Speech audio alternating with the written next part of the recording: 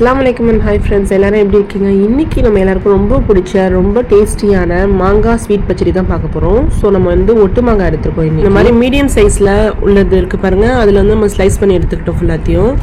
இந்த குவான்டிட்டி நம்ம எடுத்துருக்க குவான்டிட்டி எவ்வளோன்னு பார்த்தீங்கன்னா ஒரு 500 கிராம் இருக்கும்.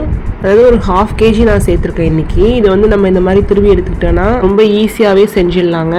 சரி வாங்க எப்படி செய்யலான்னு பார்க்கலாம். ஸ்டவ் ஆன் பண்ணி ஒரு அடிகனமான பாத்திரம் வச்சுக்கலாம். ஸோ அதில் வந்து சன்ஃப்ளவர் ஆயில் கொஞ்சமாக சேர்த்துக்கலாம். அதில் வந்து கடுகு, வெள்ளை உளுந்தும் ஒரு டீஸ்பூன் சேர்த்துக்கலாங்க.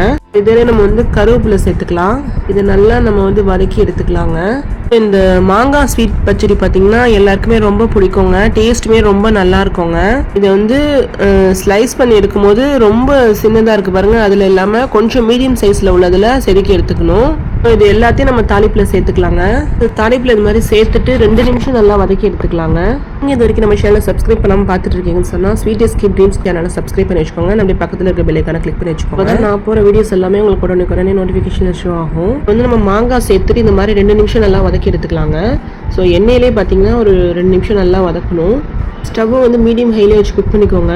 இந்த ரெசிபி பார்த்தீங்கன்னா என்னோட மோஸ்ட் ஃபேவரட் ரெசிபின்னு கூட சொல்லலாம். இந்த ரெசிபியை கண்டிப்பாக உங்க கூட ஷேர் பண்ணணும்னு நினச்சிக்கிட்டு இருந்தேன். இந்த மாங்காய் ஸ்வீட் பச்சடி பார்த்தீங்கன்னா ரொம்ப ஈஸியான மெத்தடில் ரொம்ப டைம் எடுத்துக்காம குயிக்காகவே செஞ்சிடலாங்க. ஸோ பாருங்கள், எல்லாம் ஒன்று சேர நல்லா வதக்கியாச்சு. இப்போ நம்ம வந்து கொஞ்சமாக அதில் உப்பு சேர்த்துக்கலாம். இதுக்கு வந்து நம்ம உப்பு சேர்த்துருக்கோம். ஸோ இது கம்மியாக சேர்த்தா போதும், ரொம்ப அதிகமாக சேர்க்க தேவையில்லைங்க. ஒரு வந்து நம்ம இனிப்பு ஃப்ளேவர் என்ஹான்ஸ் பண்ணி கொடுக்கறதுக்காக சேர்த்துருக்கோம். ஸோ இதிலே பார்த்தீங்கன்னா ஒரு 1/4 டம்ளர் தண்ணி சேர்த்துக்கலாம். ரொம்ப நிறைய சேர்க்க வேணாம். இந்த மாங்காய் பார்த்தீங்கன்னா ரொம்ப குயிக்காகவே வெந்துடும். 5 நிமிஷத்துலேருந்து 8 நிமிஷத்துக்குள்ளே நல்லா குக் ஆகிடுங்க.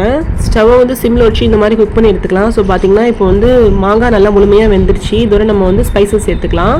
நான் இங்கே வந்து ஒரு பிஞ்ச் அளவு மஞ்சள் பொடி சேர்த்துக்கிறேன். 1 டீஸ்பூன் மிளகாத்தூள் சேர்த்துக்கிறேன். சேர்த்துட்டு இந்த மாதிரி எல்லாத்தையும் ஒன்றா நல்லா கலந்து விட்டுடலாம். இதுலேயே நம்ம சுகர் சேர்த்துக்கலாம். சுகர் வந்து நான் இங்கே 2.5 ஸ்பூன் சேர்த்துருக்கேன். இதுக்கு பதில் நீங்கள் வெல்லம் கூட சேர்த்துக்கலாங்க. மொத்த வெல்லம் இருக்குல்ல, ஸோ அது கூட நீங்கள் சேர்த்துக்கலாம். அப்படி இல்லைன்னா நாட்டு சக்கரை இருக்குது பாருங்கள், ஸோ அது கூட சேர்த்துக்கலாம். உங்களுக்கு எந்த ஃப்ளேவர் பிடிக்குமோ அதை சேர்த்துக்கோங்க. ஆனால் ரொம்ப அதிகமாக சேர்க்காம இவ்வளோ கம்மியாக சேர்த்துதாங்க இனிப்போட டேஸ்ட் வந்து உங்களுக்கு என்ஹான்ஸ் பண்ணி கொடுக்கும். ஸோ அது மாதிரி உப்பு சேர்க்கும் போது கம்மியாகவே சேர்த்துக்கோங்க. அண்ட் வந்து பாருங்கள், இது நம்ம சுகர் சேர்த்துட்டு இந்த ஸ்பைசஸ்லாம் சேர்த்துட்டு ஒரு 2 நிமிஷம் மட்டும் நல்லா இது மாதிரி குக் பண்ணி எடுத்தால் போதும். ஸ்டவ்வை வந்து மீடியம் ஹைலே வச்சு குக் பண்ணிக்கோங்க. லாஸ்ட்டாக இதில் கொஞ்சமாக கீ சேர்த்தா மட்டும் போதுங்க. ரொம்ப குயிக்காகவே நீங்கள் செஞ்சிடலாம். பிகினர்ஸ் ஃப்ரெண்ட்லி ரெசிபின்னு கூட சொல்லாங்க இந்த ரெசிபி.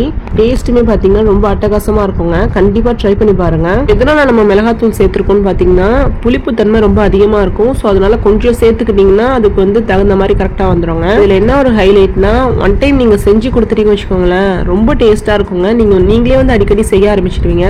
இதில் வந்து நான் வந்து 1 டீஸ்பூன் ஃபுல்லாகவே கீ சேர்த்துக்கிறேன். இது வரைக்குமே நம்ம வந்து எந்த கீயுமே சேர்க்கல. இப்போ மட்டும் தான் லாஸ்ட் மூமெண்ட் தான் நம்ம சேர்த்துருக்கோம். இப்போ நம்ம ஸ்டவ் ஆஃப் பண்ணியாச்சு. ஸோ ரொம்ப குயிக்காகவே செஞ்சாச்சு பாருங்கள். ஸோ இதுக்கு தான் நான் சொன்னேன் பிகினர்ஸ் ஃப்ரெண்ட்லி ரெசிபின்னு சொல்லிட்டு. ஸோ கண்டிப்பாக நீங்கள் ட்ரை பண்ணி பாருங்கள். ஸோ இந்த டிஷ் பார்த்தீங்கன்னா தயிர் சாதத்துக்கு சாம்பாருக்குன்னா ஒரு பர்ஃபெக்டான காம்போவாக இருக்குங்க. ரொம்ப டேஸ்ட்டாக இருக்குங்க. லெமன் சாதத்துக்கு கூட சைட் டிஷ்ஷாக நீங்கள் வச்சு சாப்பிட்லாம். அவ்வளோ அருமையாக இருக்குங்க. கண்டிப்பாக ட்ரை பண்ணி பாருங்கள். என்ன டஃப்பாக இருக்குன்னு பார்த்தீங்கன்னா இதை செதுக்கும் போது தான் கொஞ்சம் டஃப்பாக இருக்கிற மாதிரி இருக்கும். ஆனால் நீங்கள் செய்யும் போது ரொம்ப குயிக்காகவே குக் பண்ணிடலாங்க. பாருங்கள், நம்ம வந்து இது ஒரு பிளேட்டில் ட்ரான்ஸ்ஃபர் பண்ணி எடுத்துக்கலாம். ஸோ ரொம்ப அருமையாக இருந்துச்சுங்க. கண்டிப்பாக ட்ரை பண்ணி பாருங்கள். இந்த ரெசிபி பார்த்தீங்கன்னா ட்ரெடிஷ்னல் ரெசிபின்னு கூட சொல்லலாம். மோஸ்ட்லி நம்மளோட வீட்டில் ஸ்பெஷல் ஒகேஷன் இந்த மாதிரி ஃபங்க்ஷன் அப்படிங்கும் போது மஸ்ட்டாக செஞ்சிருவாங்க. ஸோ ரொம்ப நல்லா இருக்குங்க. செம்ம டேஸ்ட்டாக இருந்துச்சுங்க. மறக்காமல் ட்ரை பண்ணி பார்த்துட்டு உங்களோட ஃபீட்பேக்கை என் கூட ஷேர் பண்ணுங்கள். வீடியோ பிடிச்சிருந்தா லைக் பண்ணுங்கள், ஷேர் பண்ணுங்கள், மறக்காமல் சப்ஸ்கிரைப் பண்ணி வச்சுக்கோங்க. Thank you guys.